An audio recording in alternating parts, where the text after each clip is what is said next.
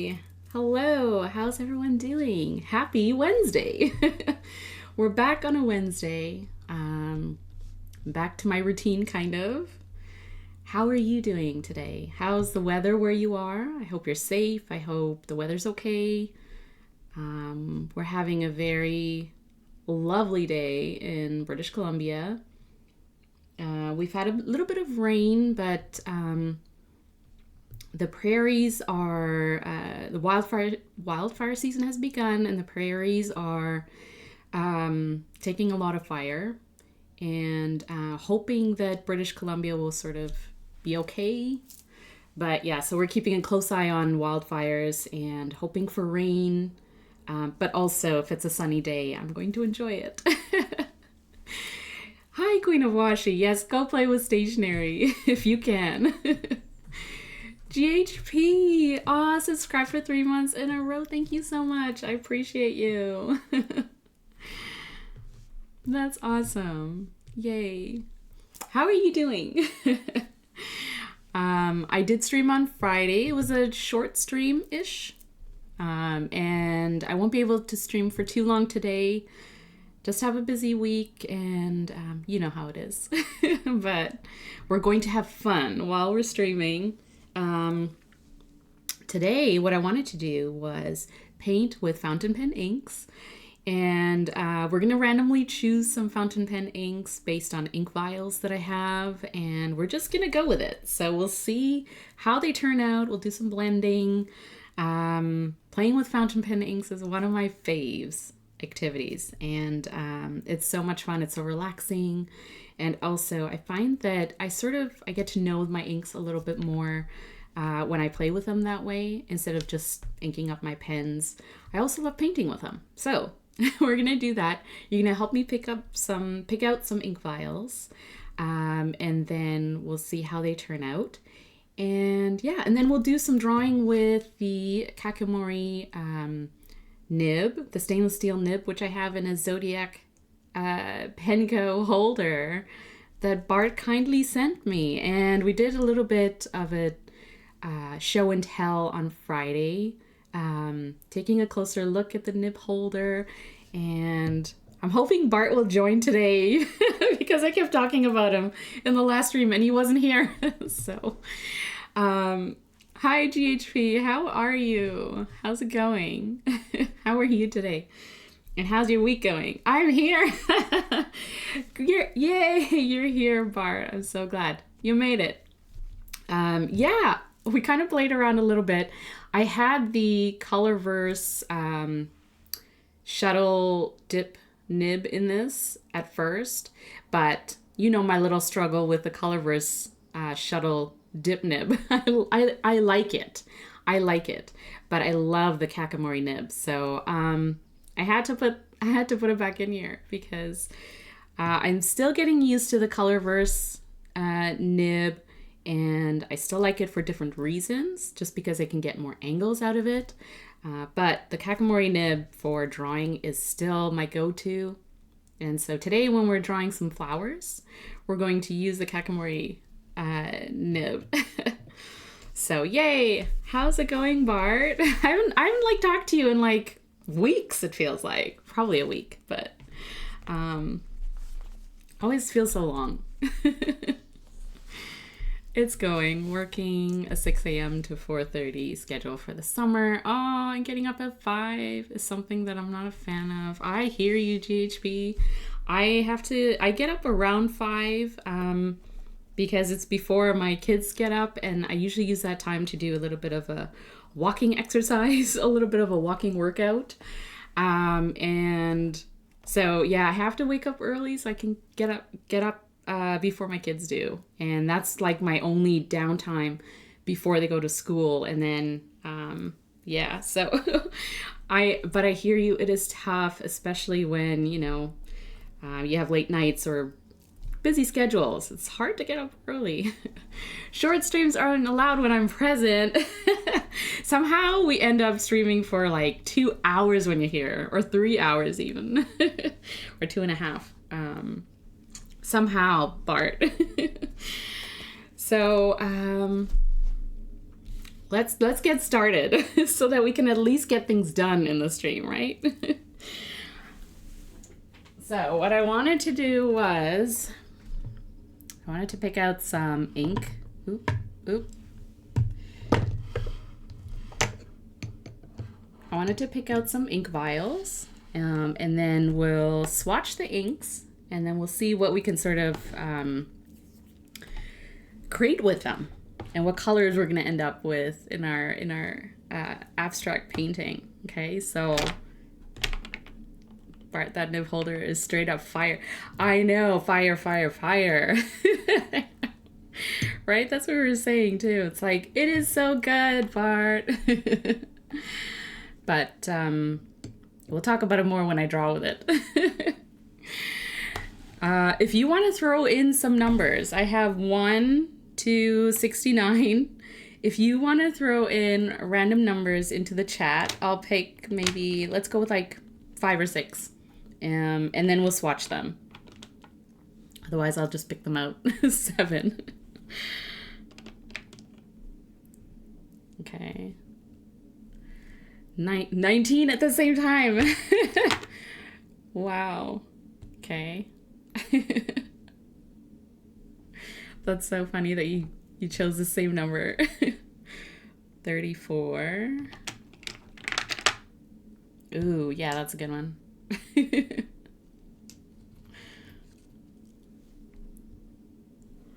Let's go with 2 more.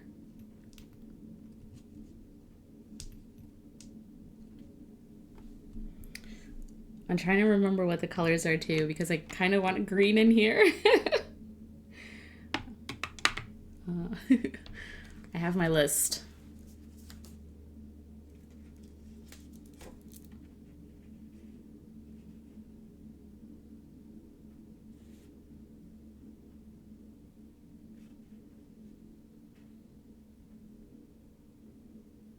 Ooh. 18, 63, 63. Okay, let's see what 6 is. Oh, you know what? 6 is empty. That's a trick one. I remember I emptied that like a couple days ago. Okay, so I'm gonna choose a green.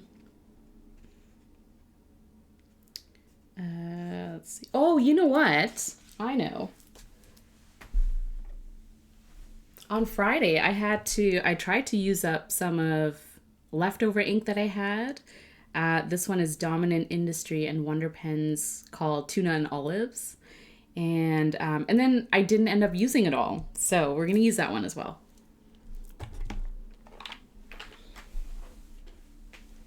All right, so if you are new, no, if you don't know my ink vial setup or why I use ink vials, so basically I use these glass ink vials for when I acquire new inks, or when I'm cleaning out pens and I still have ink in it. For whatever reason, I've decided to not continue using it in the pen. What I'll do is I'll add that ink to an ink vial, and then I'll number it, and I'll keep a list of them. And I basically, it's my way of making sure that I play with my inks and use them. So I'll use them with a dip nib, a glass dip pen, or for painting. And what I do on a daily basis is I use a Hobonichi 5-year. It's an A6, and I started it in 2022. And what I do in here is I write down, it's called Today's Little Joys. I got that idea from Morgan Harper Nichols. She's a very talented artist and author. And it's her sort of way of doing like a gratitude practice. It's just calling out like little joys throughout your day that make you smile or that sort of stand out. And then if you add them up, they equate to happy moments in your day, right? So it's kind of a reminder that all these little joys, little sort of moments throughout your day that make you smile, that make you laugh, that make you feel good, they all add up. And I kind of like writing them down in my 5-year as a practice of like in sort of in line with a gratitude practice or something like that. So I write that in my 5-year, but on the left-hand side where there's space, what I do is I take a glass dip pen or my Kakimori nib every day, and I just sometimes randomly, sometimes in order, I'll pick one of the glass vials and I'll use that ink to draw my flowers.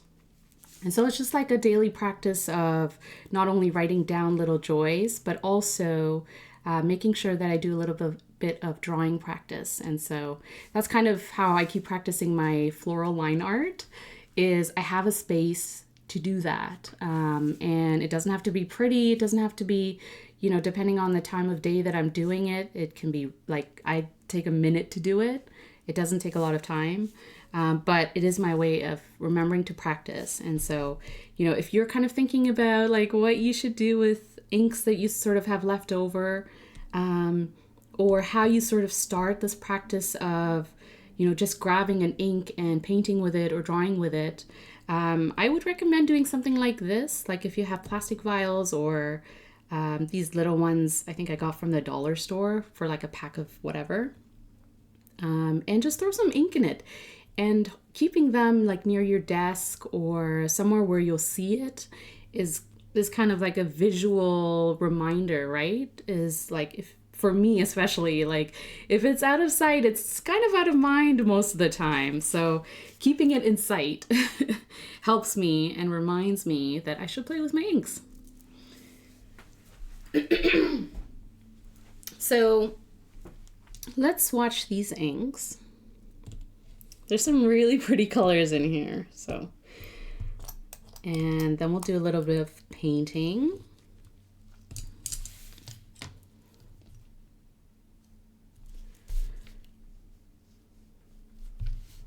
So this one is Wearingeul Cheshire Cat, which is like a really, really pretty magenta. That's how you feel about me out of sight? Yes, actually, Bart. When you don't show up to my streams, I forget about you. No, I always wonder. I'm like, where is Bart? I don't see him in chat. That's why I call you out. I'm like, Bart, I need you in sight.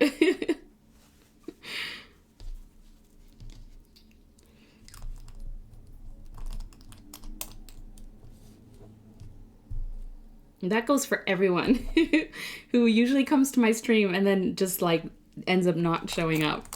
Like, where is everyone?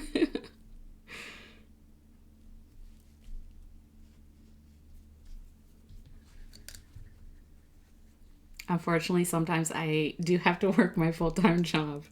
I mean, look, if you're going to prioritize your full-time job over my stream, then I don't know what to tell you, Bart. Okay, this is, another Wearingeul. It's a shimmer ink called Juliet.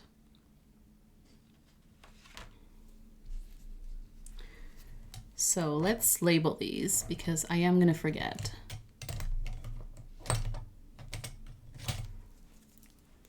The tension is really awkward.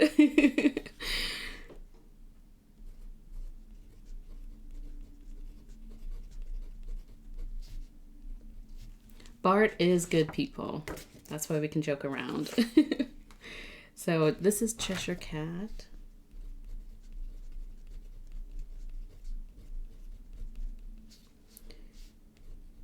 And this is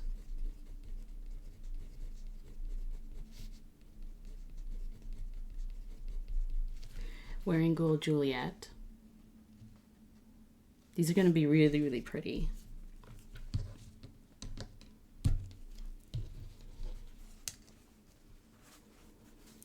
Then the next one we have is Pennonia and Amarillo Stationery. Where is Eric Gama? This one is called Rosa Mexicano. And it is one of those inks that if you've seen it or you've tried it, it will stick in your mind because it is such a pretty magenta, pink purple. And it's bright, it's cheery. It is so much fun to paint with. And if you have it inked up too, it's really, really pretty.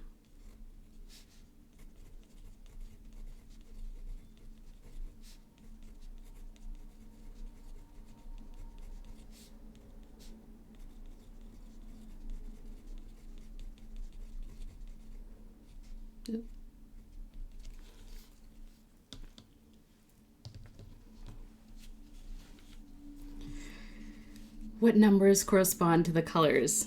Oh, 63, 18, 34. And they are like just in random order. This is my list. Yeah. So, that's how we're doing this. Twitch is blocked on work computers. I have to use my personal iPad. Oh no. Oh, you work in IT. Okay. So you do have a little bit more. You make the rules. Sort of, but not really. This one is Dominant Industry. Soleil, Couchant, Etretat. It's like a very, very nice teal color.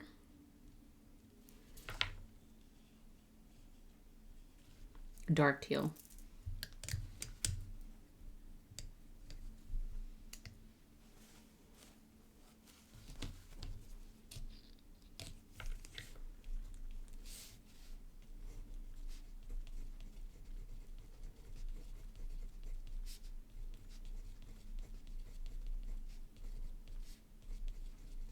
It's French, so I'm just gonna dot it because it's such a long name.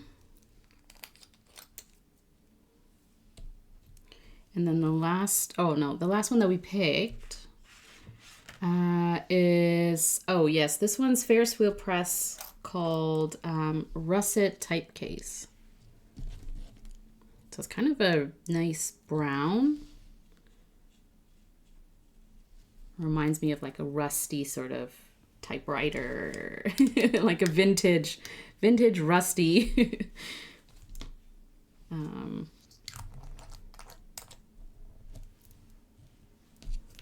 Yeah, 19.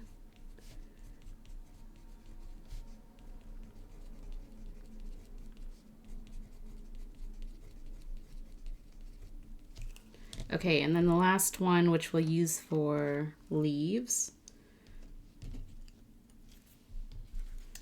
is Dominant Industry.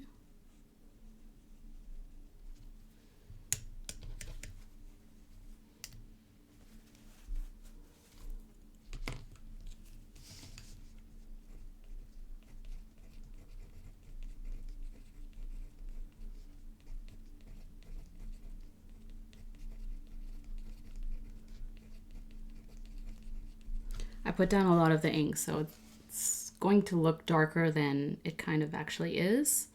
So it's a little bit more saturated, but when we paint with it, it'll look a lot more olivey green than it does here in this swatch.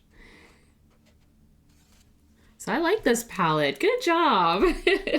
Good job picking out some nice colors, some fun shades, and a bit yellowish. This one? Yeah. It's kind of like a caramel. Yeah. Number 7 is the best ink. Yeah, you like that one, right? It is really, really nice. They're very bright too. Juliet's very bright. Cheshire Cat's very sort of rich, a magenta. I like this. I like this palette. This would be cool for roses or peonies or dahlias. Yeah, I know, right? I agree. we sort of have the like rosy sort of palette, which is very, very nice. Hi, Mrs. G's. How's it going? How are you doing? Nice colors. Yeah, right? It's very, very nice. So let's do some painting with them. So I think what I'm going to do is I'm going to use the Ferris Wheel Press Russet Typecase, this one. I'm going to use that more for like accent color and sort of the center of the flowers and things like that. I'll use Tuna and Olives for the leaves and probably the Dominant Industry one too. And then the main sort of bouquet is going to be these colors. And usually when I'm painting or drawing a floral bouquet, even if it's in an abstract style, you can paint as many flowers as you want to, right? But for me, what sort of keeps me focused is I try and do an odd number of flowers. And visually, that seems to be more appealing. And so, you know, having like 3 sort of main flowers and then maybe a couple on the side, like accent things, and then foliage, leaves, that kind of stuff on the side. Usually coming out from the bottom or on the top, that will sort of give you a composition, a bouquet piece. I'm okay, you. I'm doing good. I'm doing good. Lots of busy things happening, but yeah.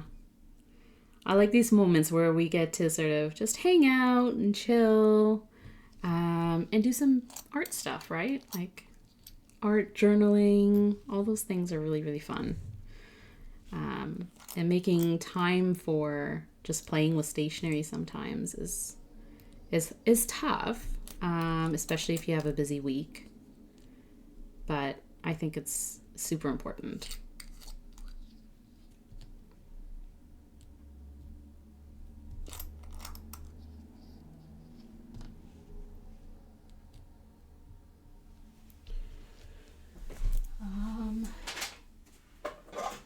So typically what I do is I add a few drops of ink onto a palette.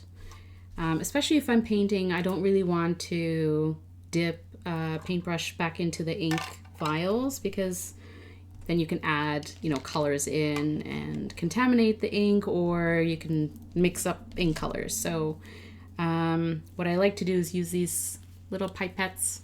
These ones actually came, or most of them, came with Dominant Industry ink bottles. So I love that they do that. They include a little pipette in there with their ink bottles so that you can, you know, extract for whatever purpose.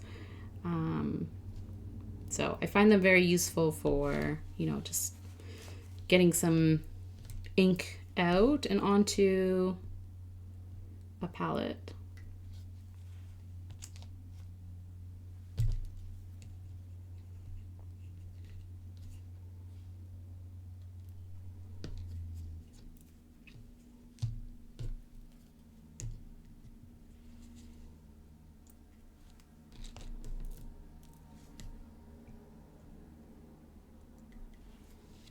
All right.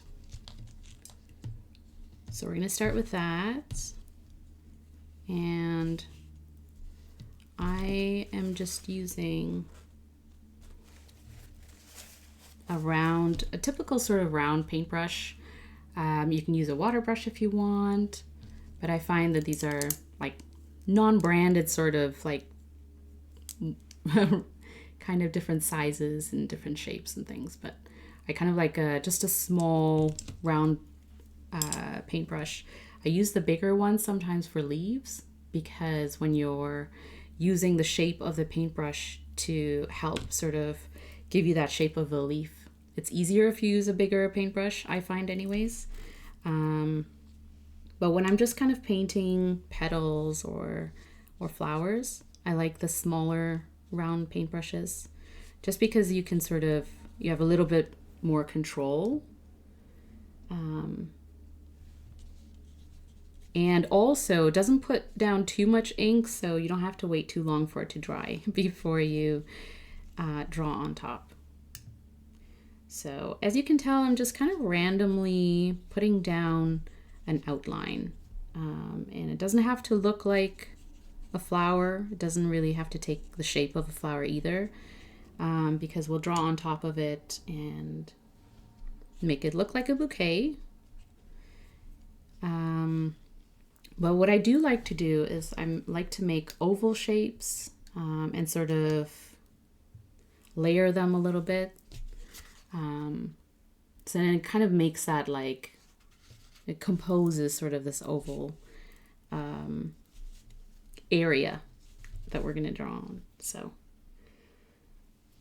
and then I'll take my second color and I kind of layer it on top. You can blend if you want to.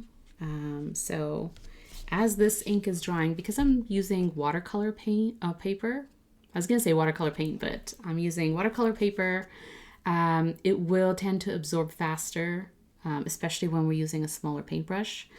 And so you can see some wet spots still here, but this is kind of dry. So if you're adding ink on top of what's already dry, you can kind of layer colors that way. But if you add a little bit more water, then you can reactivate the ink that's underneath, and then they will start to blend together.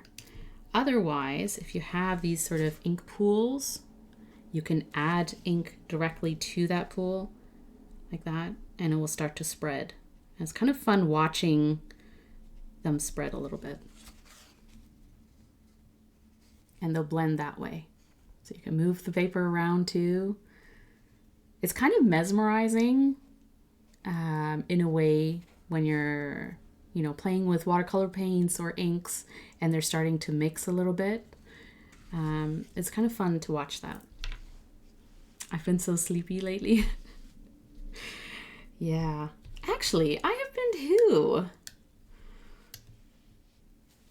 I wonder if it's the changing of seasons and just also busyness and,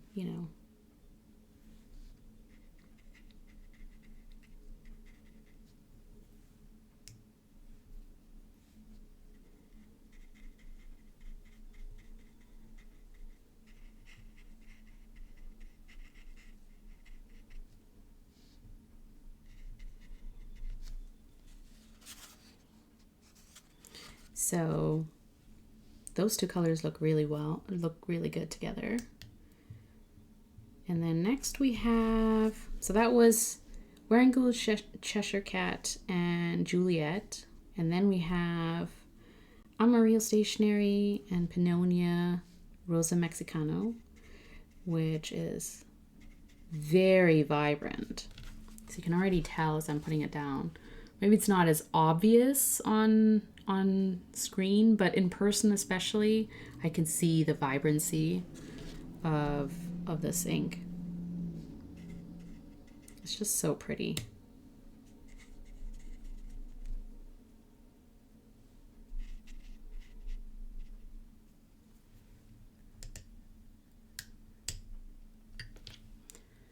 I'm going to add a little bit more. So I'm going to add a little bit more of Wearingeul Juliet. And this one is a shimmer ink. And I love painting with shimmer inks because you'll see when it dries, you get the shimmer coming through. And it's so pretty. It will, it will sort of have that natural attention grabbing factor. Because you're like, ooh, what's shimmery? What's that glitter? So I'll do a little mixing too.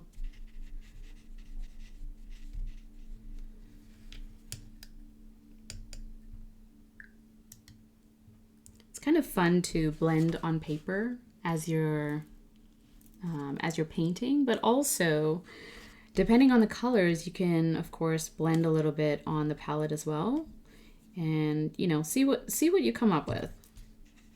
It's kind of fun to do that too. So it can lighten, sort of desaturate colors, and then you can mix colors as well, and that's kind of fun too.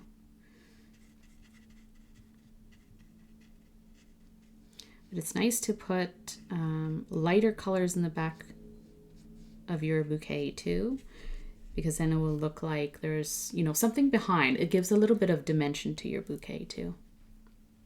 So that's fun. And then next we're going to add a little bit of the Ferris wheel press Russet Typecase.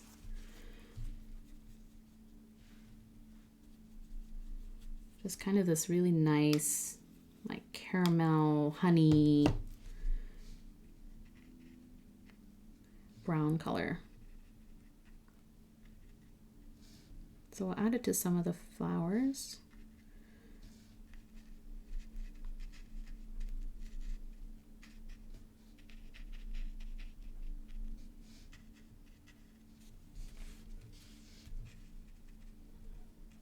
And these colors, like browns and yellows, oranges even, can be great for painting with because they can be great accent colors and also can be used to add dimension. So whether you're adding, you know, highlights or shade or shadow, I mean, and if you're doing flowers, you can also add them as sort of like these little,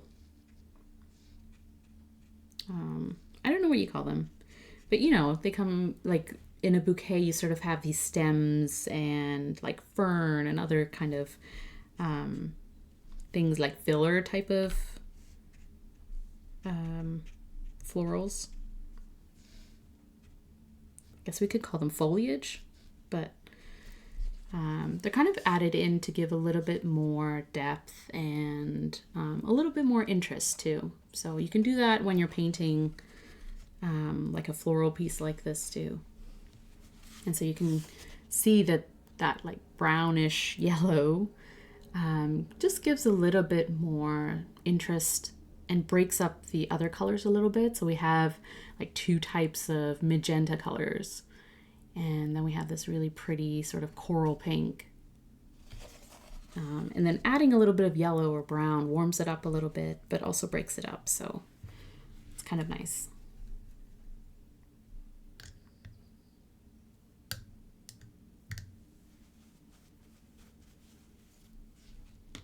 So the last piece of this is going to be the green. Oh no, there's two greens that we have. Oop. Not enough there to really spill. But we'll use both of those greens, like this teal and the tuna, the olivey green. And we'll add a little bit of greenery around. So I'm gonna use a different brush. And how I like to do leaves is I like to use the natural shape of the paintbrush. And so what I usually do is I just dip it in the ink or the paint and I push down on the paintbrush, and then I let the bristles sort of, the shape of the bristles create the shape of the leaf. And so that's if you're being intentional and you kind of want it to look like leaves. But I also like to just randomly sort of push down and make these leaf shapes. They can be jagged, they can be uneven. It's not a big deal. And I like to move my paintbrush around so that it's not just facing one angle, and then you can get these multiple sort of angles of leaves because they're never perfect, right? They're all kind of folded down or, you know, moving up. And doing it this way creates a little bit more movement, and it just makes it interesting, I think. So there's that one. And then I want to try and use up this olivey green, which I think I added to this vial, this little vial from a pen that I was cleaning out. And I didn't want to dump the ink. I mean, you can, it's not a big deal, but when I have a lot of ink in a pen, I kind of think, you know, I could paint with that. So that's why I added it to this vial.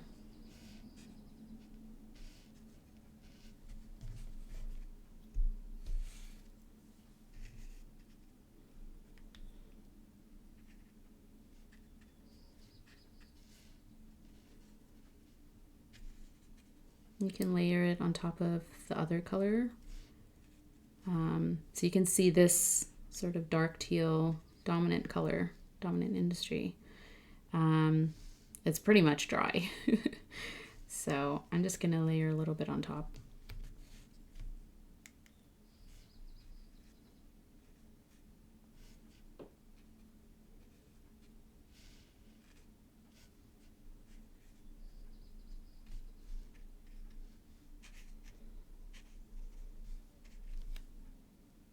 Still have a tiny bit of ink left, but that's okay. I don't want to overdo it. And also I ran out of space. So we're just gonna leave it as is. And then once this dries, we can draw on top of it.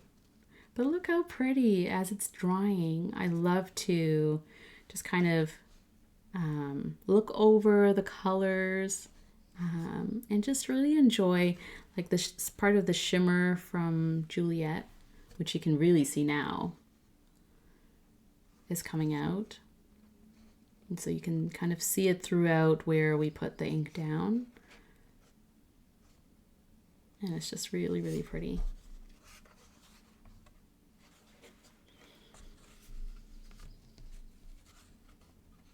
So while this dries, we'll wait for that to dry. I'll also do a little painted piece in my Galen Leather Everyday Notebook, the Everyday book. And this is my sort of personal sketchbook slash where I do floral painting. And it's Tomoe River paper, so it has that very satisfying crinkle sound as you fill it up. And so I kind of like doing paintings in here as well because the paper is just really, really nice. So I'm gonna let the painting dry a little bit. In the meantime, we can do a little bit in here and then we'll do some drawing. So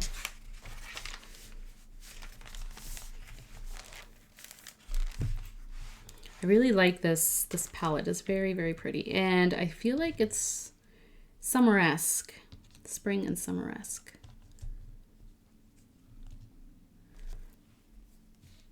All right, so let's add a little bit more.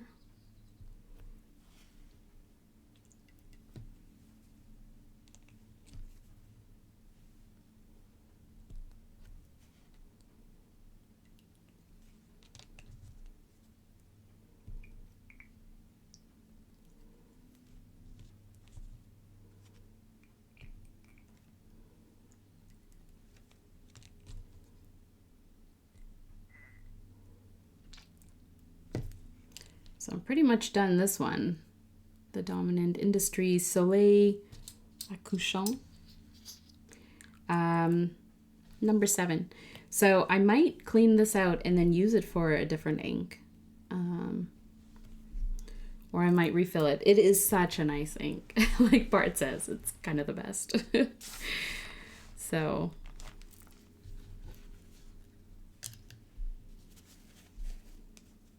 all right, let's do a little bit more.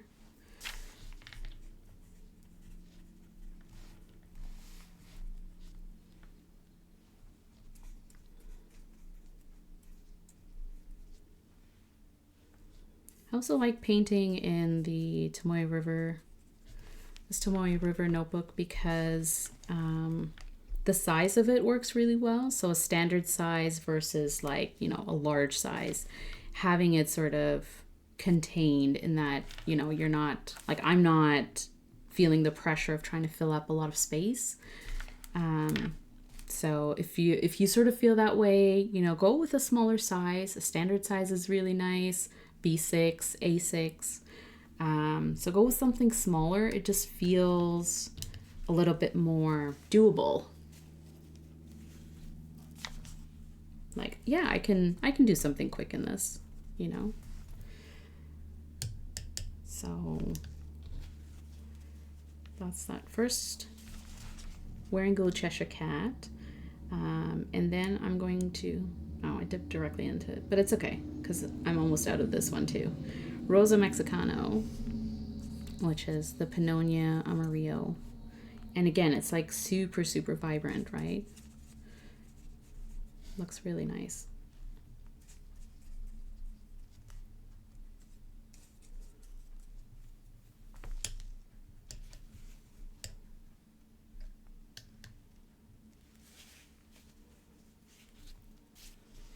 Then we have Wearingeul Juliet.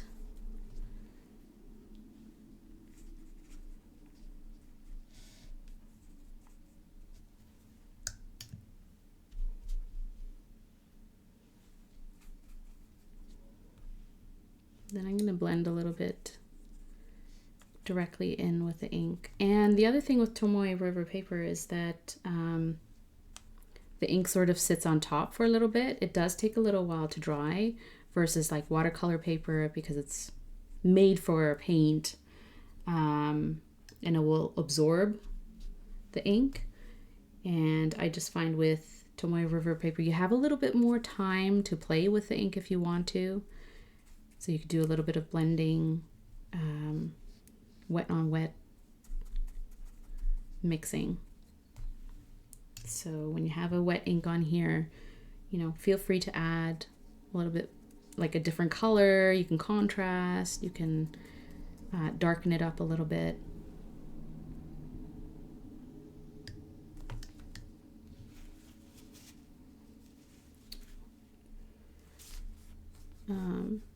And then I usually add a swatch at the bottom of the inks that I use,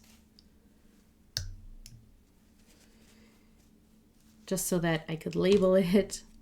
I make sure that I know what inks I used in that painting.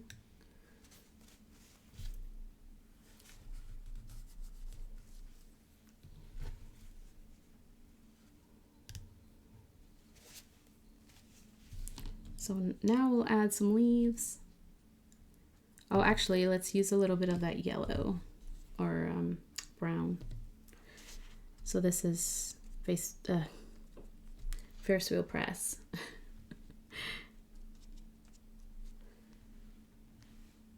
Which I'm just going to add a little bit in here. I'm not going to use too much of it, I don't think.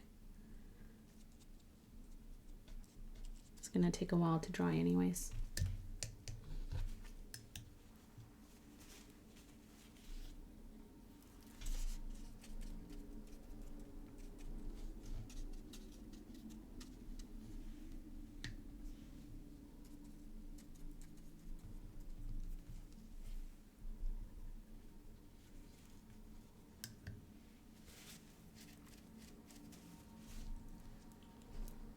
And then the green, so this one is the Tuna and Olives.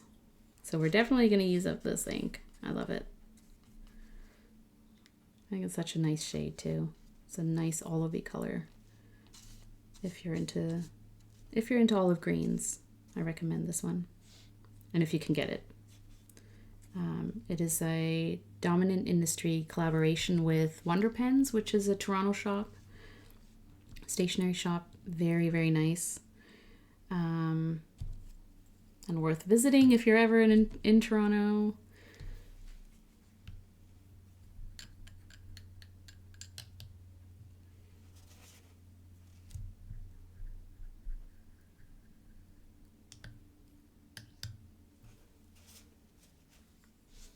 Okay, and then the last one is the very, very nice Dominant Industry teal.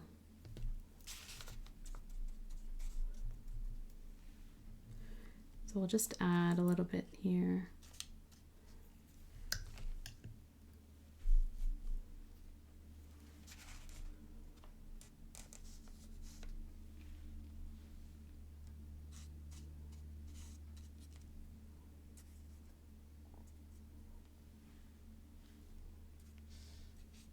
And you can see that I've already pretty much run out of space, so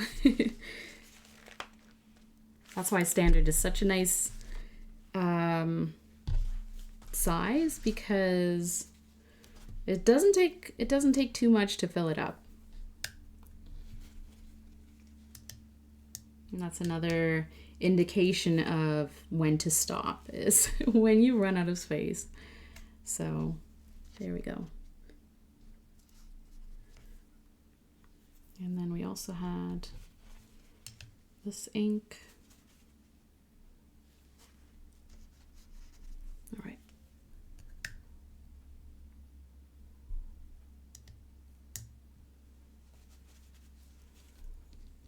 Okay, so now we're gonna let this dry.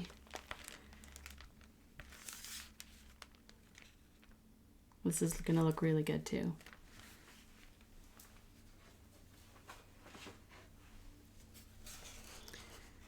So that is pretty much ready to go. A lot of the colors mixing really nicely together. So I'm just gonna close up these ink vials because I don't want to spill everywhere. Ooh, as the lid goes flying.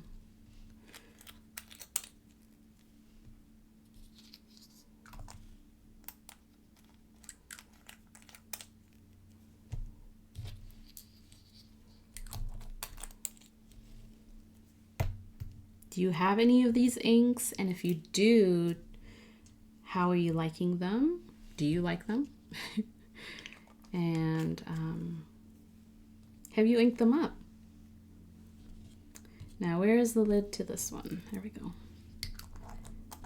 I think at some point it must have gone flying. And this is not something.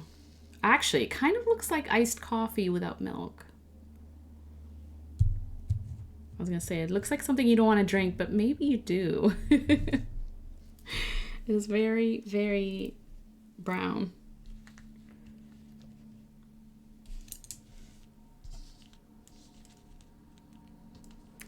So I think actually we can move some of these things out of the way.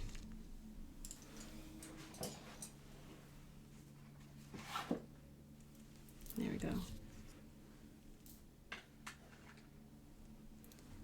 Okay.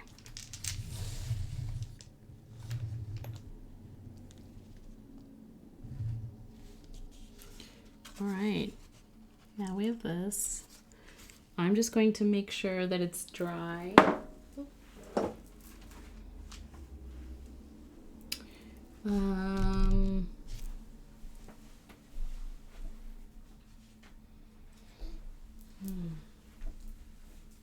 was gonna say, where's blotter paper when you need it, right? I always have blotter paper in my books, and sometimes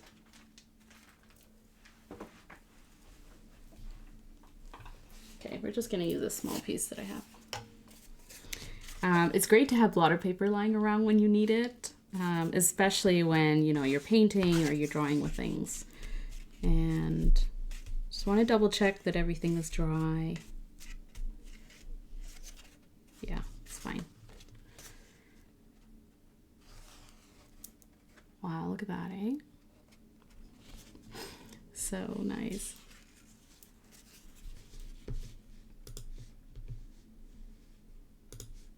So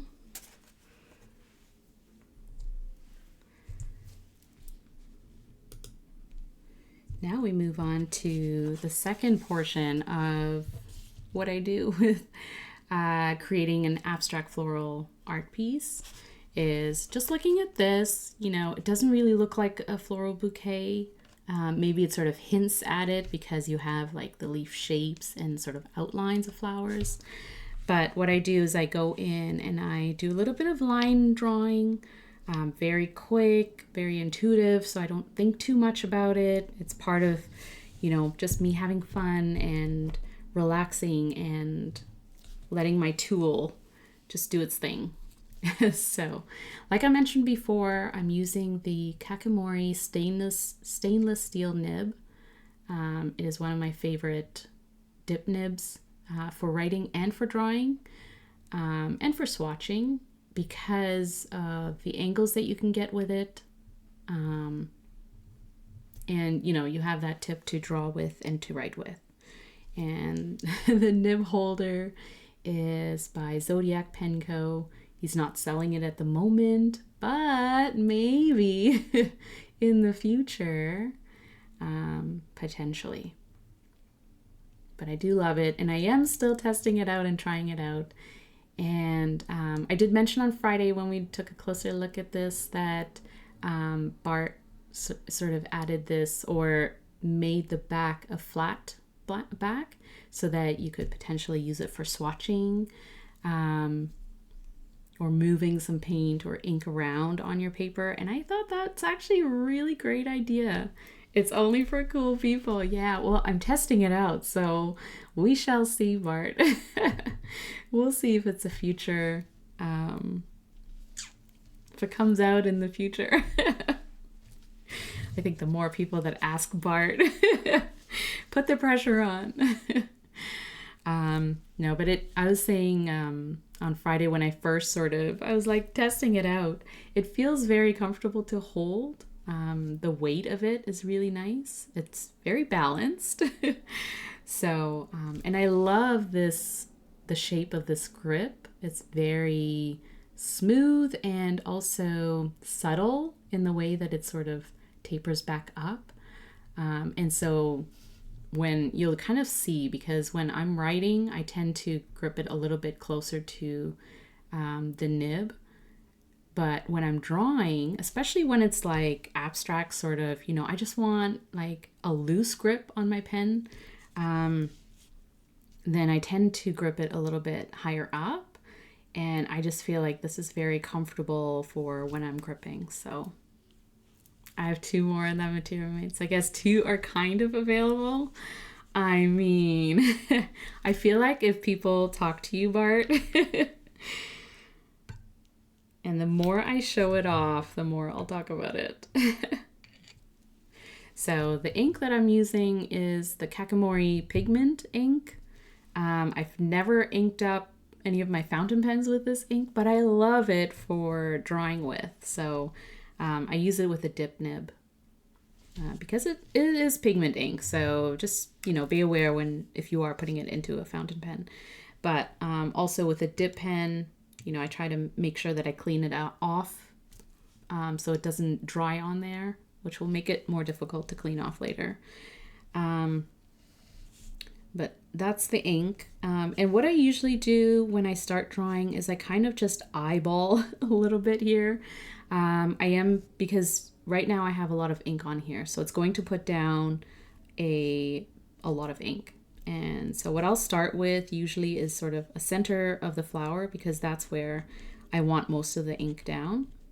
So you can see, I'm not angling it too close to the paper, but it's just going to put down sort of the most ink at this point, especially after you've dipped it. So I sort of start in one corner and I move my way down. So I'll start with the flowers here and then probably add a little bit more detail. So just looking at this, what I tend to do is I just kind of see like where some flowers might be. And a good clue is when we're putting down ink, some of that yellow brown, I wanted it to be in the center of the flowers. And then also judging by the white space, you can kind of tell that maybe, these are separate flowers. And I just kind of go with it. Don't overthink it too much when you're doing this sort of like line art work, because part of it is just, you're going with the flow. You're just having a little bit of fun with it. And like I said, these are kind of like accent foliage type things. And so in my mind, that's kind of what they look like. You can totally make it up and no one will say anything. No one will judge you for it. Whatever flowers they are. And then with the leaves too, I make leaf shapes, but it can be jagged, it can be uneven. And that's kind of the natural form of, flowers and bouquets. And so when I'm drawing, you can kind of tell I angle it in different ways. And I also try and hold it as loosely as I can, because that will help me stay loose and relaxed. And I've mentioned this before, I tend to grip my pen harder than I have to when I'm writing. And that just comes from years of using ballpoints and pencils. The harder you grip, the darker your line will be, but it's not true with fountain pens, right? And I've had to sort of be intentional when I'm using fountain pens and remind myself, you don't have to grip hard, loosen up. And part of drawing practice is practicing not gripping your tool too hard, and kind of, letting it sit comfortably in your hand and letting it also move around as it needs to.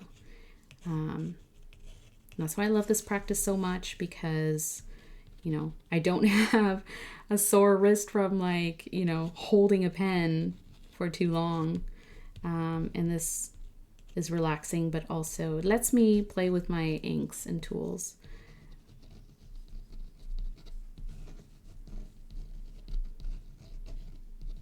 So you can see I'm kind of just moving around the paper, starting, from this side, and then I move to this side, obviously, because I don't want to smudge anything. The pigment ink does sit on top. It takes a little bit longer to dry than a standard ink might. So I just want to make sure that I don't put myself in a situation where I'm kind of going on top of what I already drew, because that will just create a mess. We don't want that. So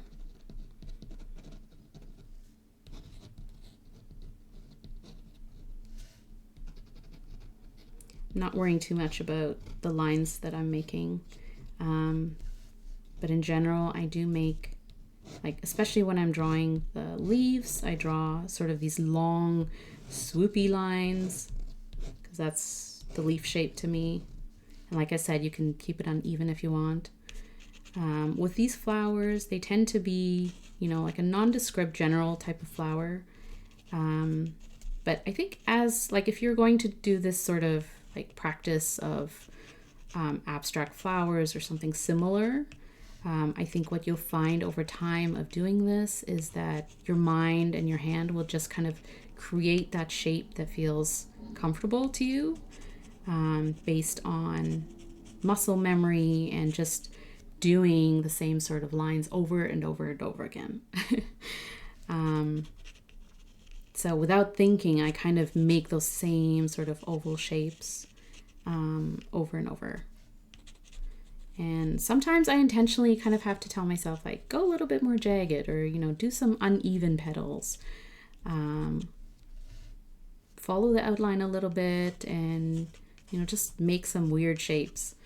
And in doing that, you can sort of build new muscle memory, build new shapes in your mind of, different types of flowers or different shapes of leaves and stuff like that. So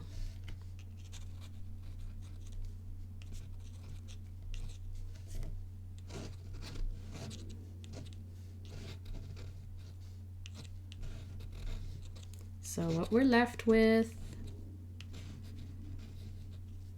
after adding a little bit of line drawing is just a little bit more of, something more for the eye to focus on. And so when we're looking at this, we see more flowers, more sort of like a floral theme, right? And so, before we kind of had those leaf shapes, and they could have been leaves, they could have been something else. But when we're line drawing on top, we're kind of giving the eye a little bit more, more signals, basically.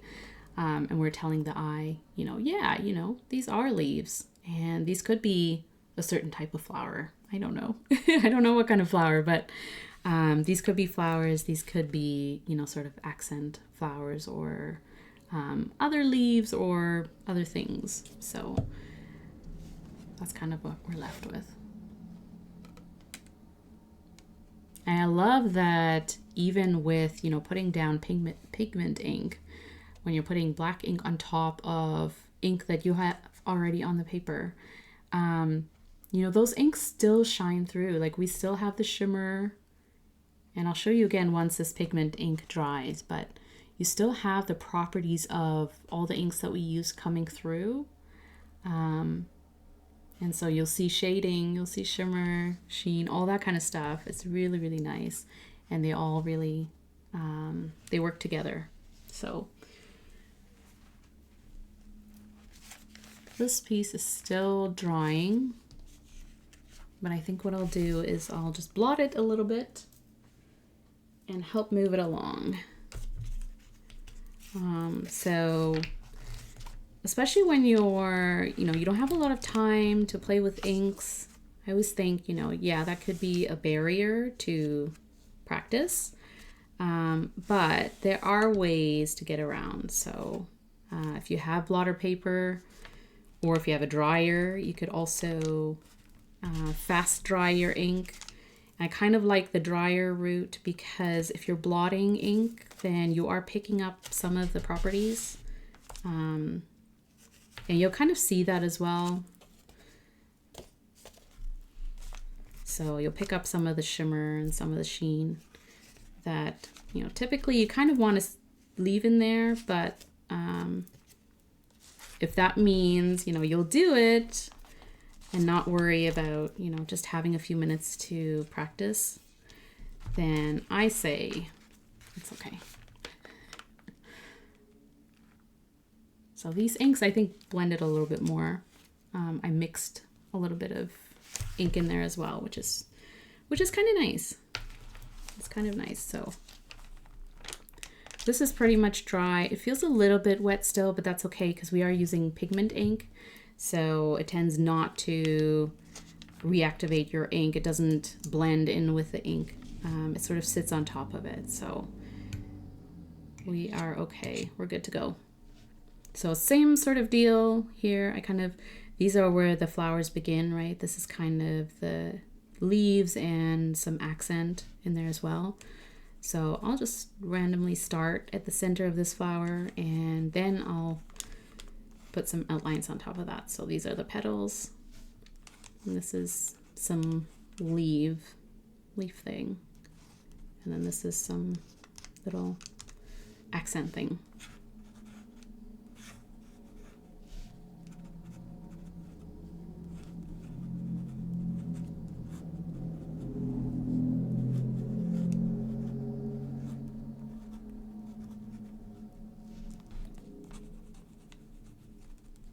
And then here too, you can play around with the direction that the flowers are facing. So usually where I put the center of the flower will be an indicator for me what direction that flower is going to face. And sometimes I start with a petal because it could be a petal sort of covering a flower. And then you don't really have to, you know, just put those squiggly lines in and it kind of looks like a flower that's folded in, and that's okay. That happens in a bouquet. And then you can have small little flowers too.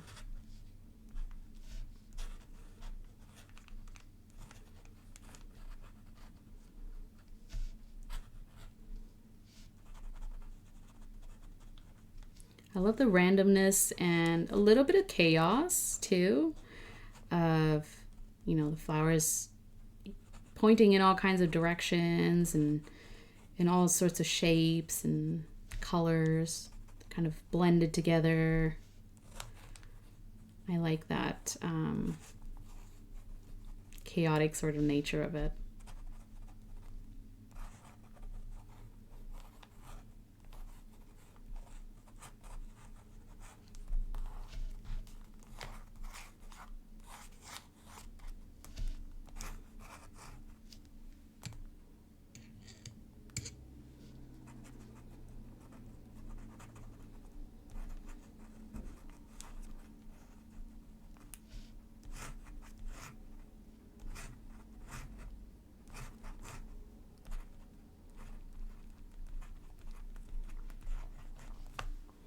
And that's that. That was fast. That only took me like 5 minutes. So it really doesn't take a lot of time. I think pretty much the biggest barrier, I would say, is just doing it, right? Like you're staring at a blank piece of paper and thinking like, I can't do, X, Y, and Z, but you can fill up the page. You just have to put ink down or paint or whatever you're playing with. And you just have to do it, right? Like for me, I love the style because there are no mistakes. There is no right or wrong way of doing abstract flowers. And I think when you get over that initial sort of hesitation of putting down ink or painting or playing with inks, I think once you're past that, it's like, okay, well now we can just, do random sort of drawing on here. It's all good.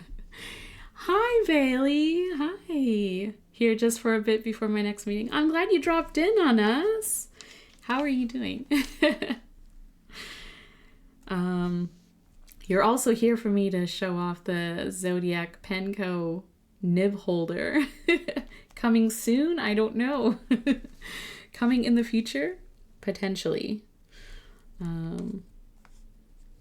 But we are here to play with it. We are here to have fun with it. So, okay, so this is Wearingeul.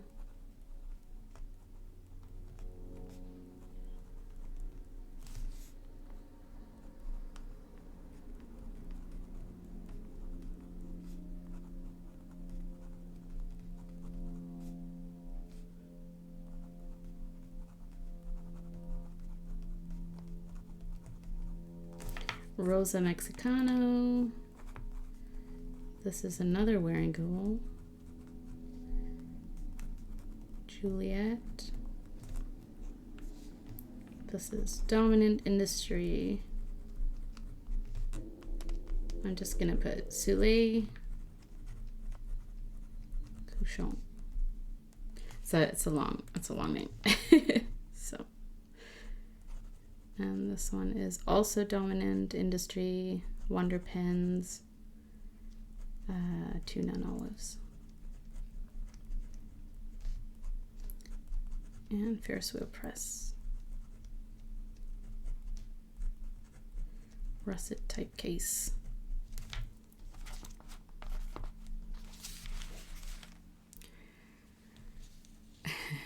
Ooh, nice. Okay, lots of work fires to put out. Oh no. Oh no. You almost joined her on the ledge. Oh no. Stay off the ledge. Is that why you joined? You're like, I need some painting and stationery fun. You need a break. Yeah. I hear you though. That's tough. Well, I'm glad you're here, and hopefully the rest of your day and your week is not as fiery. Yeah, I needed to walk off for a bit. Yeah. If you walk away from it, take a deep breath, and ground yourself again. It's tough though. But maybe this will help a little bit. Fun colors. Some cheerfulness of inks being played with and inks blending together. So that one is drying. This one, which we did already, this one is almost dry. I hope Eric can bring back Rosa Mexicano. Yes. Were you here when Eric said, it was on stream a couple weeks ago or so, and he said that it will probably come back. So I'm going to be that little birdie that kind of spreads that news. So I'm going to say probably because I don't know for sure, but he said. Hi, Spicy Miso. How are you? I'm good. How's your Wednesday going? How's your week going so far? We are just painting with inks. and randomly chosen by chat. And I am so happy with this palette. Even though we sort of have two magenta-y colors, shades playing together, I kind of like it because I feel like, you know, we're able to sort of lighten up some of the magenta a little bit, and then having it play with the coral pink, kind of orangey shade, the shimmer ink, and then having some of the yellow and teal and green. I think these colors work really nicely together. There's no, like, you know, jarring contrast.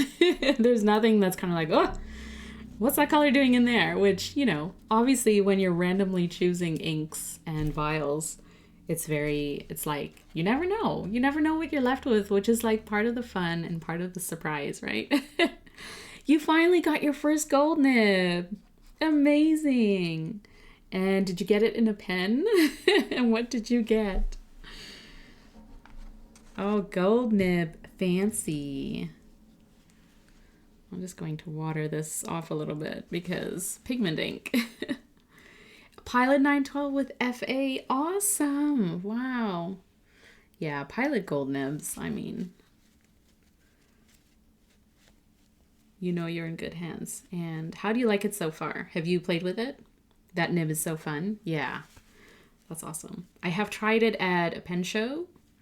I think. I've tried a lot of Pilot nibs at pen shows. And I'm always like, oh, I should get this at some point, right? And maybe I will, but I'm glad to hear that you're having fun and that you like it. Because that's always good. That's always good to hear. Especially with a Pilot nib like that, right? It's like, you want it to be good.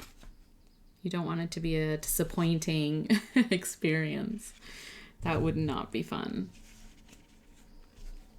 But for your first gold nib, that's a great acquisition. You went all in.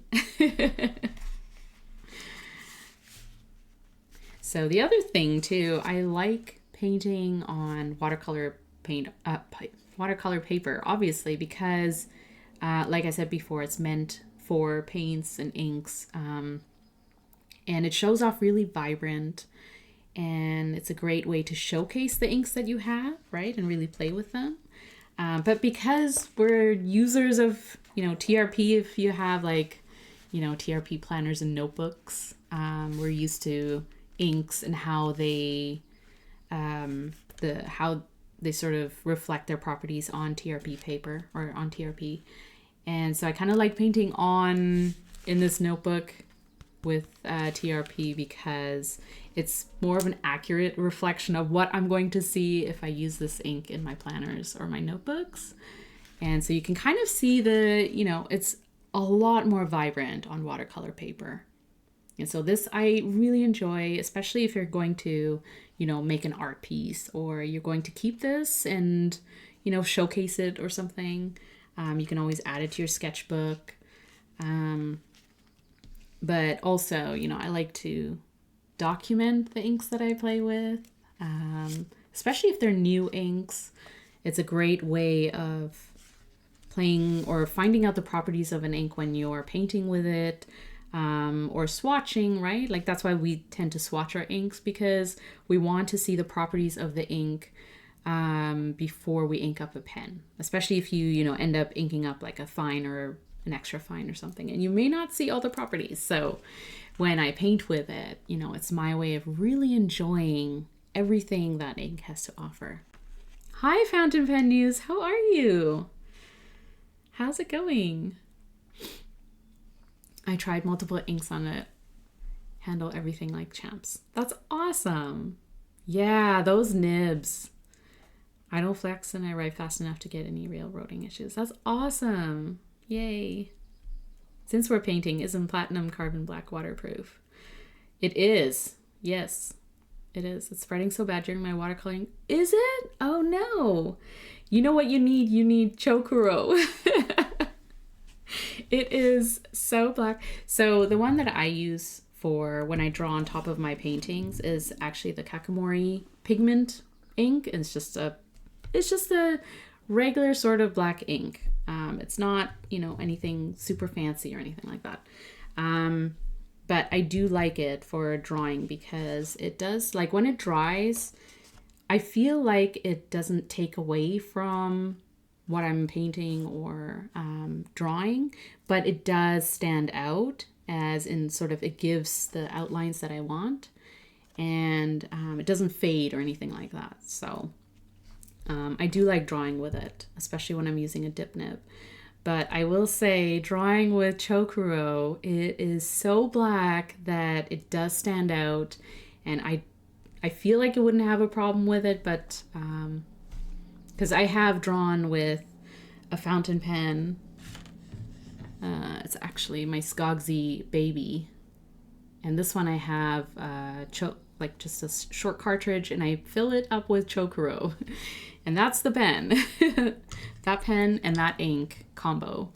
And I have drawn on top of paintings, and I don't have an issue with it, but yeah, that's maybe what you need.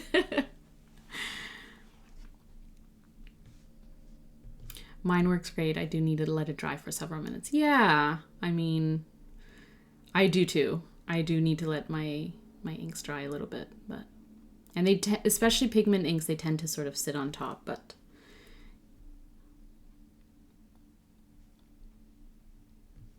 and expensive. Yeah. It used to do better, and now it's spreading. That's weird.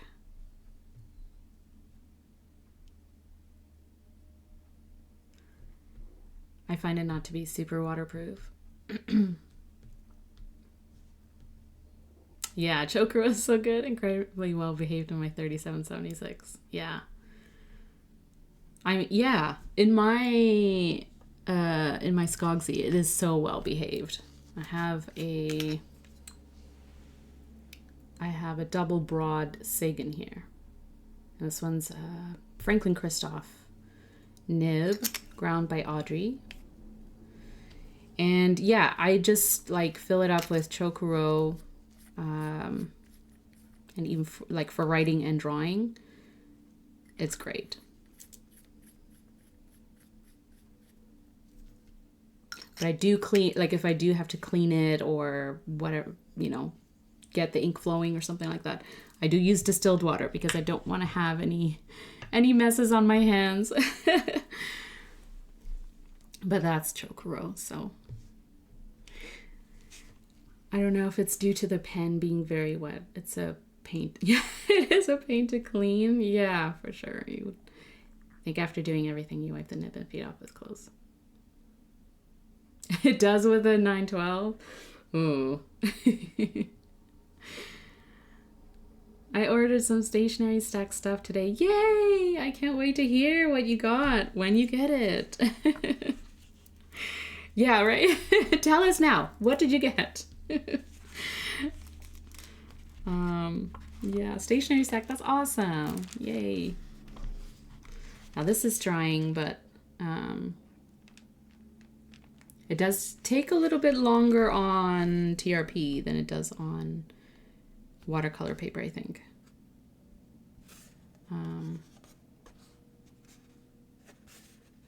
But it seems to be okay.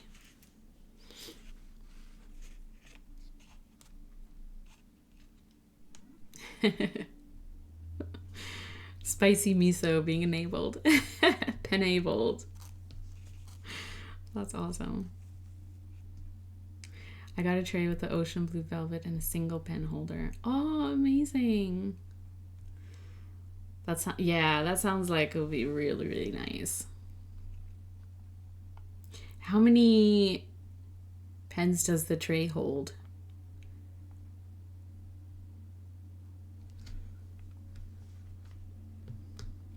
Is it like the typical 6 or 8?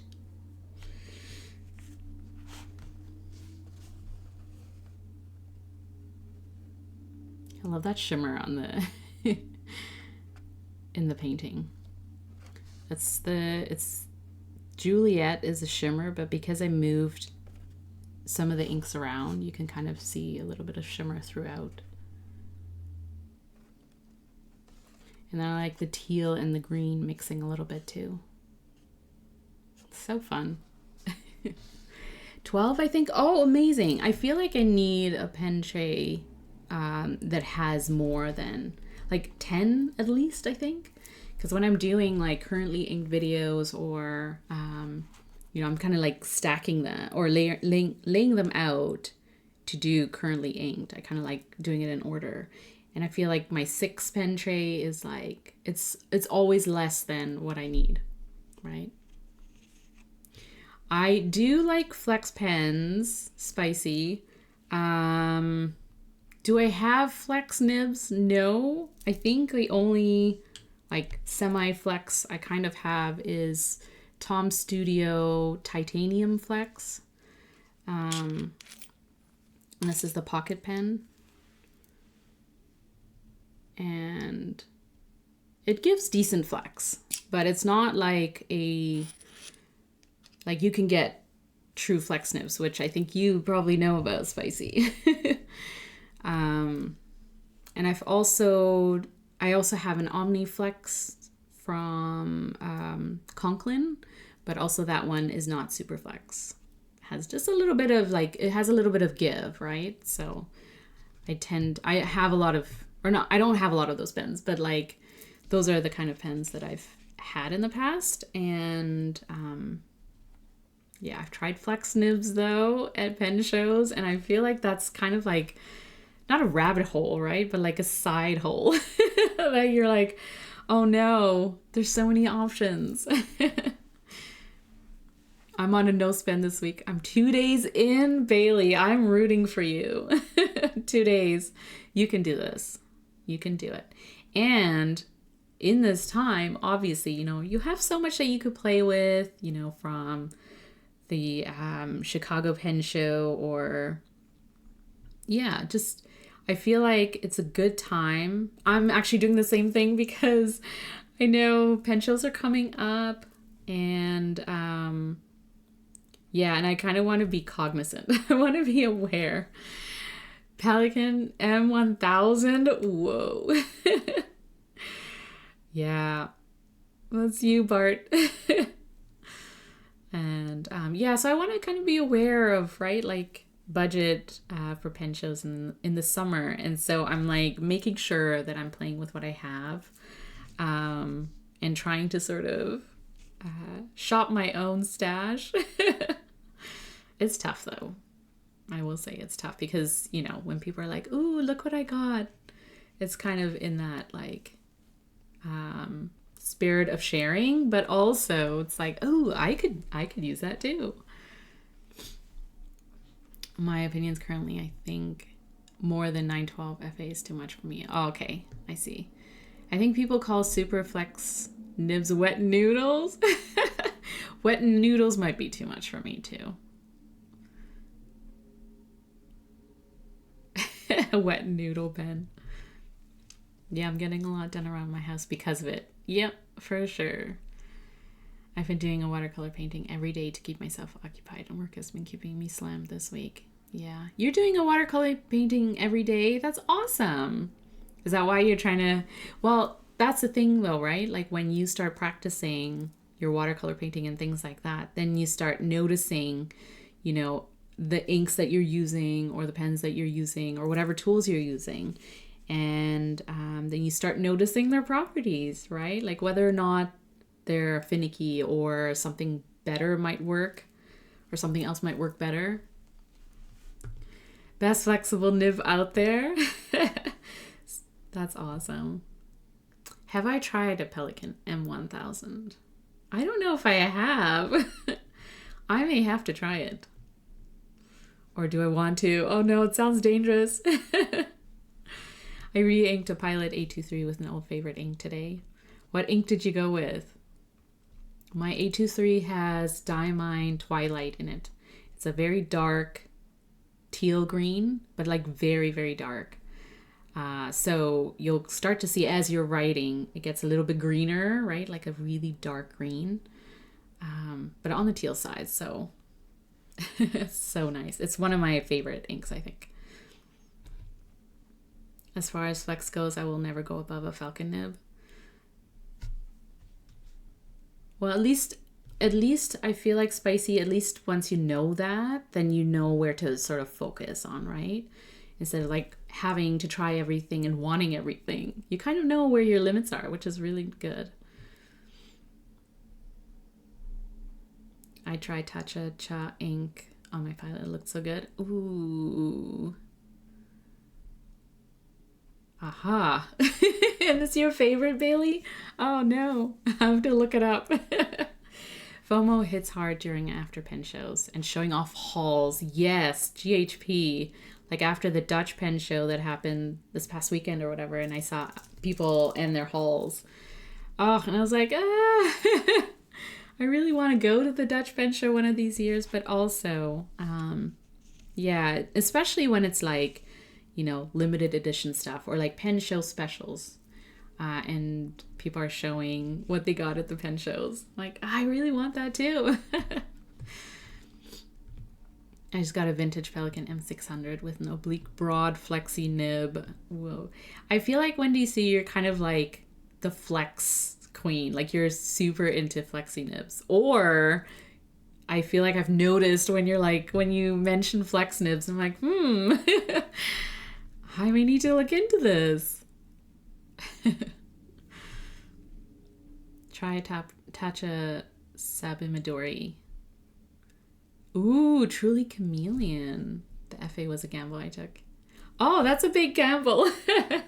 That's a risk. But I'm glad it paid off. I'm glad you found something that you actually really, really like. Yeah, never say never. Until you try it.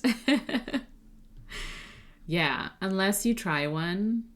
I think I'm the same. Like, I don't think I would just buy it. I think I would have to try it at like a pen show or wherever and then figure out if it's something I want to own. I just ordered the dark blue metal stripe M815 to match my black one. That is so cool. Look at you, Bart. You're ordering all these pens. But also, it's nice that you know which ones you like, right? And then you just like add to your collection with another one that's similar but different. My spreadsheets are in the Uber. Uh-oh. Uber red. Uber red. Eek. Sabi Midori is my favorite teal. Okay, let's look up. As soon as you say teal or Tatcha. Teals, greens, blues. I'm in. Ah.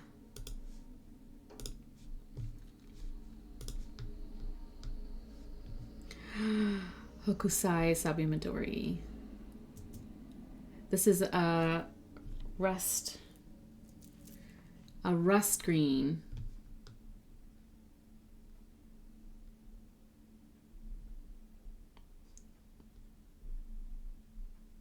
Ooh. Very nice. I like that. That's awesome. I like it. Les has flex nib pens I want. I just need to wait. Yes. I know waiting is tough. It writes blue, dries to teal, and beautiful green depending on the paper. Ooh, that's awesome. That reminds me of the guitar Taisho Roman gentle green. It's similar. It's like it's a green. But I think when you write with it, it looks green and then it dries a little bit more teal, or the other way around. Like when you write with it, it looks more like dark teal and then it dries more green. Something like that. I remember, like every time I use it, I always think, wait, what? Am I using the right ink? And yes, it's just when you're writing with it, it looks different than what it dries. Like not, hugely different, but enough that I'm kind of like, is this a teal or a green? Like what am I writing with? But it is kind of fun, isn't it? On TR, it's teal. Yeah, it could depend on paper as well, which is interesting and sometimes frustrating, but it just changed the color scheme. Our beautiful red sheen. On Aerofil, it writes blue and dries blue. That is weird. Wow. On TR, it sheens so easily. That's interesting. Yeah, it's kind of funny when inks are like that, isn't it? Yeah, there are a few inks that I have that are kind of like that. They will look different on, you know, TRP or whatever you're kind of using, and then different properties will show up more on other paper, which is like an odd thing, especially when you're like not expecting it or you're using it and then all of a sudden you're like, wait, what's happening right now? Usari is below TR and how it shows ink properties, but I prefer the paper compared to Midori. Interesting. I don't think I've used Usari.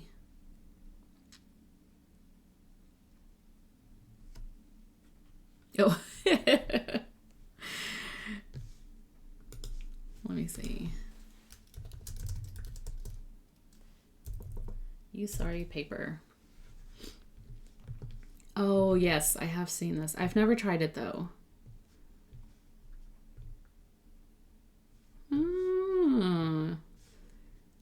Here's a review.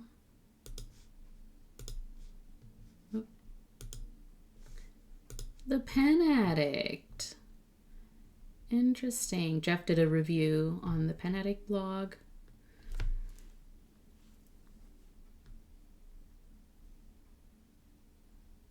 Interesting.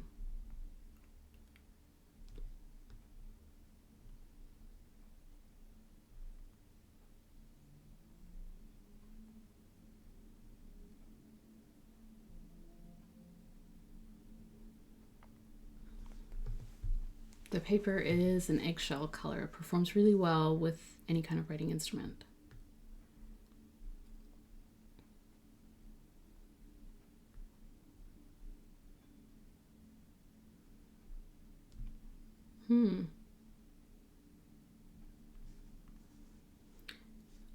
Okay, so pens and pencils feel great when writing on this paper and the ink dries fairly quickly. Varies a bit on how wet, yeah.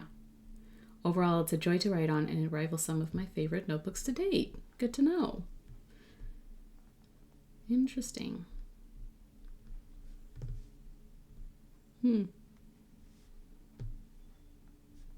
Looks pretty good. Teranishi. That's what I was trying to remember. Teranishi guitar. Gentle green. I can forgive them.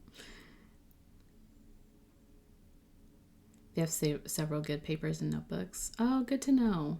Oh, they make... Oh, Nakabayashi makes Tacha. Okay. Tacha and Teranishi are from the same group. Is it the guitar Roman something? It's like a long, right? Like it's sort of like, which name do you use to... Like, what's a brand name? But yeah, I know what you mean. It's like a group and then they make certain brands or lines of ink. It's your favorite notebook. Awesome. That's good to know. Always like, I love these streams because I'm always like, ooh, here's something I have seen those notebooks, but I've never tried them. So it's worth a try. Teranishi makes Tasha. I don't know enough about Teranishi to tell you about Teranishi. Yeah, same. I don't know too much about these brands, but... And for a while, we couldn't really access them in Canada just because there weren't retailers who were bringing them in. And I think probably in the past few years, I've seen a lot more of like Teranishi, Tatcha, and like Tono and Limbs, and like, you know, Lennon Toolbar, those types of brands. Starting to make their way into Canadian retailers. And so it's kind of nice because, you know, then I can, you know, get a sample or go in store and check the inks out and stuff. It's always nice to do that. You're a big fan of Clairefontaine? Yeah. For me, Usari replaced Clairefontaine. Oh, interesting. Nakabayashi makes Usari logical prime, a logical heir. Okay, good to know. Thanks, GHP. It shows sheen, sometimes something Clairefontaine doesn't do well. Oh, okay, interesting. I don't think I have... I think I have one, probably, Clairefontaine paper pad. But I don't have much from Clairefontaine. It's cheaper. Oh, okay. So there you go. If it's showing you sheen better and it's cheaper, there's your value, right? I feel like Usari notebook. I wonder if... Yeah, so it is available. This notebook is available at Canadian retailers. Or not available, but they are there. It's just they're sold out. Or they could be available. Maybe if I ask them to bring some more in when they can.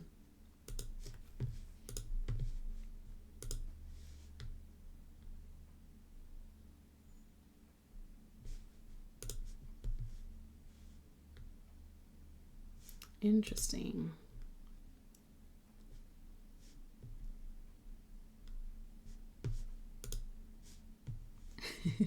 Now I'm just browsing retail stores, whether or not they have these notebooks, but it's all good. Hi, Penguins Creative. When's your next show? It is probably, I may go down to Seattle/Portland in July, so I may be able to make it to the Friday in Portland, so the PNW show. That is kind of a maybe, but I will be there at the SF Pen show. So if you're, I assume you're gonna be there because that's where we meet up.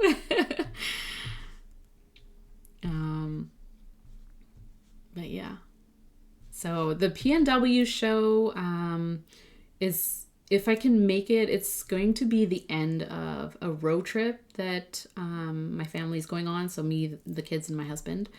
And we're meeting up with some family.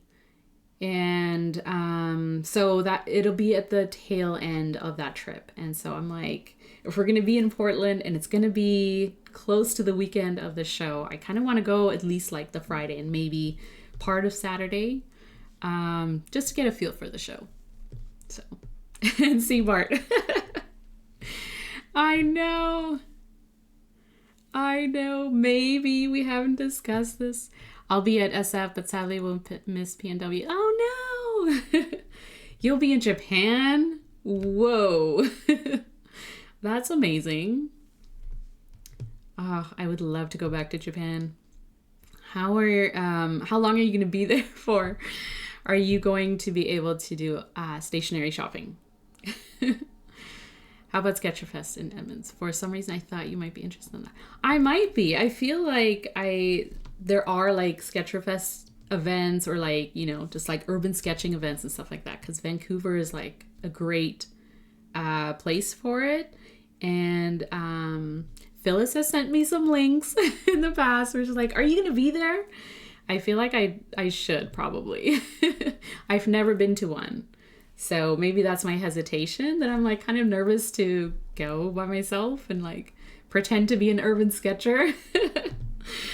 But maybe I should. I'm coming home to Seattle just in time for Sketcherfest. Oh, amazing. And the Sunday Sketchbook Festival is such an inspiration.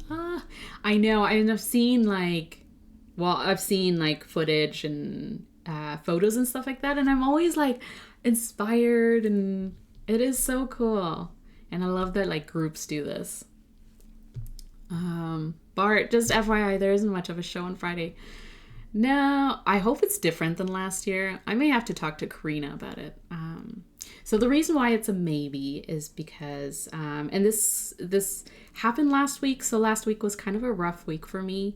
But we got some bad news about my 18-year-old kitty.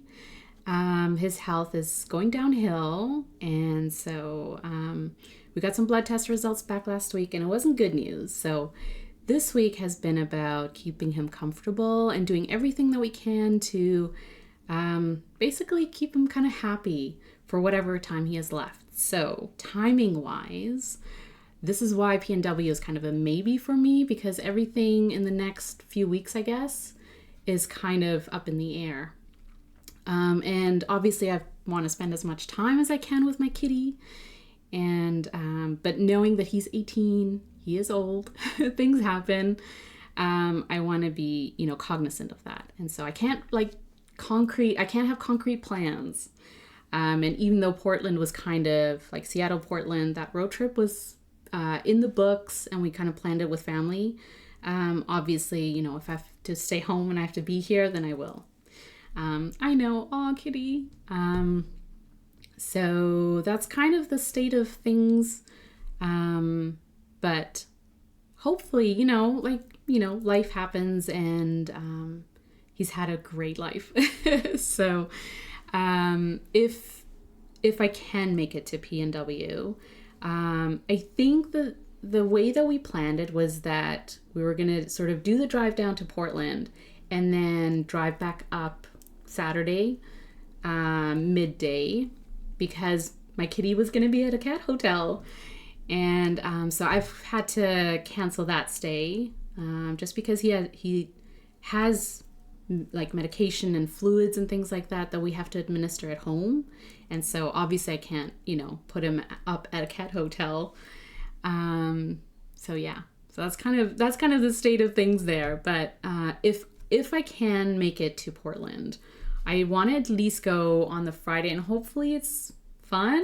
Like hopefully they do have something planned, because it would be kind of nice, right? Like to see everyone and to hang out with people at least, even though I guess Friday's not the show, right? I think it starts on the Saturday. But if I can make it for at least 1 or 1.5 days, then I will try. These festivals sounds cool. Yeah, the name sounds cool, right? Like it sounds so like if you're going, you sound like you're part of a cool club. And I feel like I want that. I don't know if I'm ready, but I do want to do that. Yes, I will be doing stationery shopping in Japan. Which is why Oh, I see. Now it makes sense. Yes, of course. All the reorganizing and making space for more. For legit, very nice, very good stationery. I mean, look, if you can get stationery from Japan directly, you can make space for it. Kitty lived a good life with you. Yeah, for sure. I adopted him when he was 2.5 from an animal shelter. I saw his photo online and I just fell in love because he's a tuxedo cat, so he's black, has some white, and he's a big sturdy cat for that like size, I guess. And he has big green eyes, and so I fell in love. I adopted him, and he's my first. Like, I've had dogs growing up as a family pet, but he was my first pet that I adopted for me, and it felt very adult, right? Like, when you get a pet or something for yourself, it's such an adult thing to do. So yeah, he's been with me for 16 years, right? And he's super spoiled. Don't let him fool you. He's super spoiled. He is the king of the house. My kids do not matter. He rules all. He rules over all of us. And yeah, he's very I don't want to say high maintenance, but like, you know, he's a lot to maintain because he's very demanding, and rightfully so. Because he's gotten pretty much everything that he wants. And so I'm very I'm very happy for him, for the life that he's had. I think he's had a great life, and I think that he's gotten what he deserves. So anything that I can do to make, or that, you know, my whole family can do to make whatever time he has left with us as comfortable as possible and as spoiled as possible, I will do it. I think there's not much on Friday, but if they can let you walk in, I guess you can still hang out with the vendors. Yeah, I can hang out with Bart if Bart's there.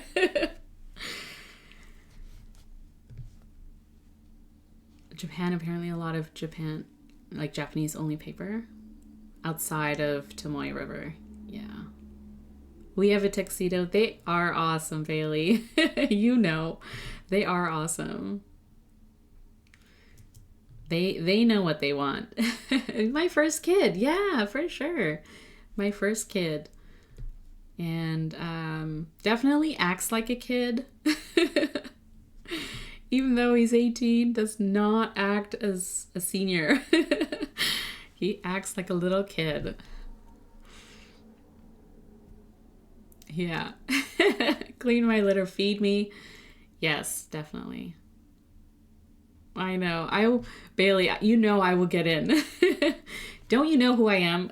That's how. Yes, you're welcome to hang out. Oh, awesome. Thanks, Bart. I was going to anyways, but thank you for the invite. I'm glad that I'm welcome. Yeah. You'll get me in? Yeah, I'll be like, don't you know who Bart is? Let me in. Bart knows me. As long as you're not like, wait, who is she? I'm glad that we've met in person so that at least, you know. Like, yeah, she's cool. I'm allergic to cats, unfortunately. Oh, I'm sorry, Spicy. I'm not allergic to cats per se, but I can't handle the like long-haired cats. So I think that's partly why I went with a tuxedo cat, is because they don't have like the long hair. Long-haired cats, I'm not sure if I can handle them. A little too much hair, a little too much dander. In real life, I never say who I am. Spicy, you'll just show up. Oh my, this got dark. I know. That's so funny. No, I think I actually write my name and my username on the name tag or whatever. And then I also have the Pen Addict pin, which says like, hello, I'm a pen addict. And I write my name and my username because I feel like when I meet people, I usually ask them, you know, like when we're like introducing each other, you know, I ask them if like I know them from online or something, because a lot of times people will just like, you know them by their username, right? And a lot of people kind of go by their username, and it's fine. I don't need to know your real name. It's not a big deal.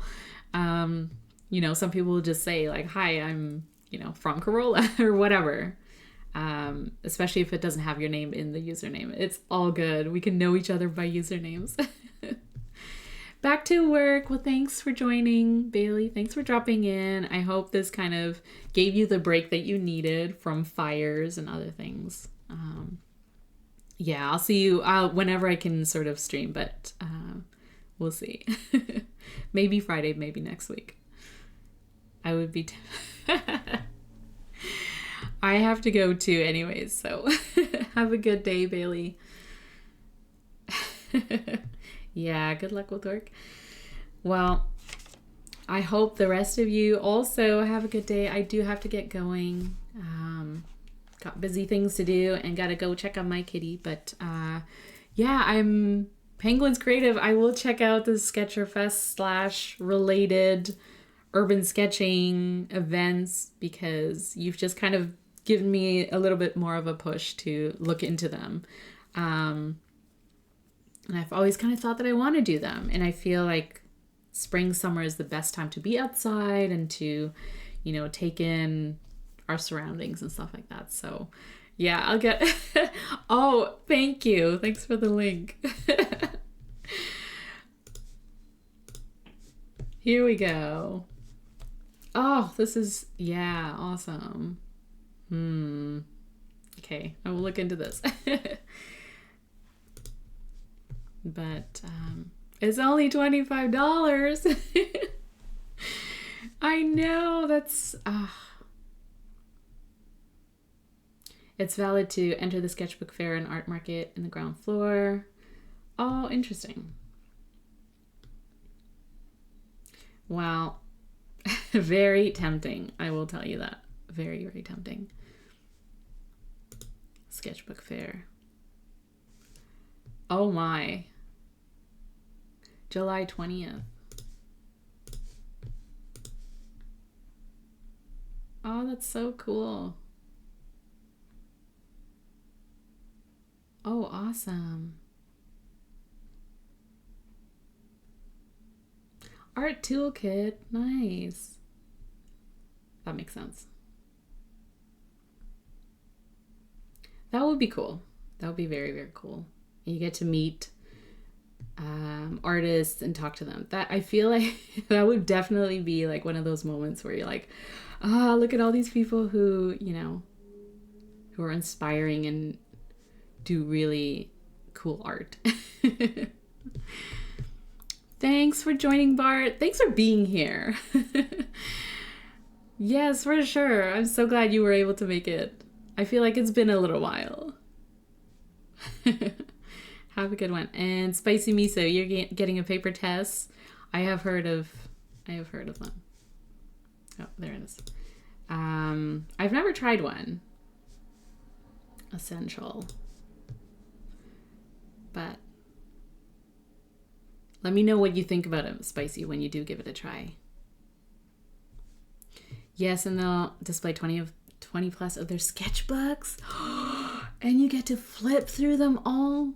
I will tell you, Penguins Creative, I love flipping through other people's books. Like at the plotter table, right? Like when you have like the plotters in use set out. Yeah, I love flipping through sketchbooks and seeing how other people sort of capture like and document their art. It is so good. Per person, oh my goodness, it sounds like a feast on the eye. Oh, just like trying to absorb all of that. It's like, I could do this. I want to do this. That's so inspiring. Oh, that sounds so good. Well, you're going to have a great time. I will look into it for sure. Yeah, Spicy. I'm excited for you to try it too. But regardless of whether I can get to Sketcherfest, I will look into it and I'll see what else they have. I feel like they do have a few. Like I said, Phyllis sent me a link a little while back too of like something that was happening in Vancouver, and I was like, I should just go. But it's so intimidating in a way. But that's also how I felt about my first pen show, and I did it. So yeah, it was nice seeing you too. I do not have Yamabudo. I had a sample that I used. Maybe I still have it. I'll have to search. But I did have a sample of it. Do you have the ink? Because it is a nice shade, for sure. That's a very nice shade. Was it bright? It was bright. Pretty saturated, I think. Yeah, from what I remember anyways.